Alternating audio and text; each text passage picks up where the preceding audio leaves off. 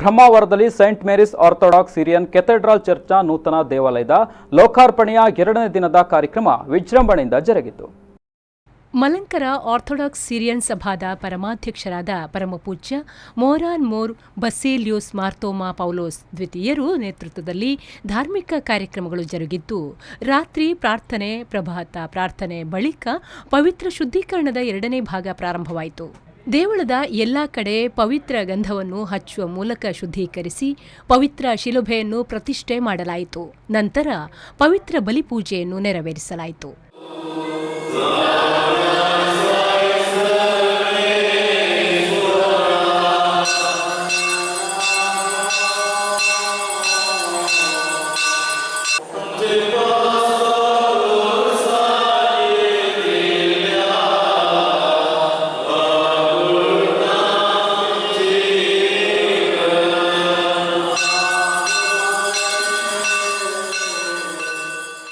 Saint Mary's Orthodox Syrian church ಅನ್ನು ಪವಿತ್ರ ತೀರ್ಥಕ್ಷೇತ್ರವನ್ನಾಗಿ ಇದೇ ಸಂದರ್ಭ ಘೋಷಿಸಲಾಯಿತು.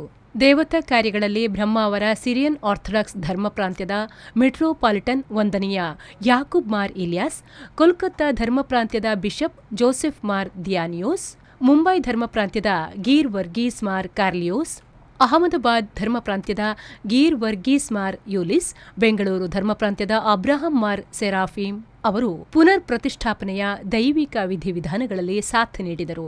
ಕ್ಯಾಥೆಡ್ರಲ್ ವಿಕಾರ್ ಜನರಲ್ ವಂದನೀಯ ಸಿಎ ಐಸಾಕ್, ಸಹಾಯಕ ಧರ್ಮಗುರುಗಳಾದ ವಂದನೀಯ ಲಾರೆನ್ಸ್ ಡಿಸೋಜ, ವಂದನೀಯ ಡೇವಿಡ್ ಕ್ರಾಸ್ತಾ, ವಂದನೀಯ ಅಬ್ರಹಾಂ ಕುರಿಯಾಕೋಸ್, ವಂದನೀಯ ನೋಯೆಲ್ ಲೂವಿಸ್, ವಂದನೀಯ ಜೋಸೆಫ್ ಚಾಕೋ, ಕ್ಯಾಥೆಡ್ರಲ್ನ ಟ್ರಸ್ಟಿ ಅನಿಲ್ ರಾಡ್ರಿಗಸ್, ಕಟ್ಟಡ ನವೀಕರಣ ಸಮಿತಿಯ ಅಲನ್ ರೋಹನ್ ವಾಜ್ ಹಾಗೂ ಇತರರು ಉಪಸ್ಥಿತರಿದ್ದರು.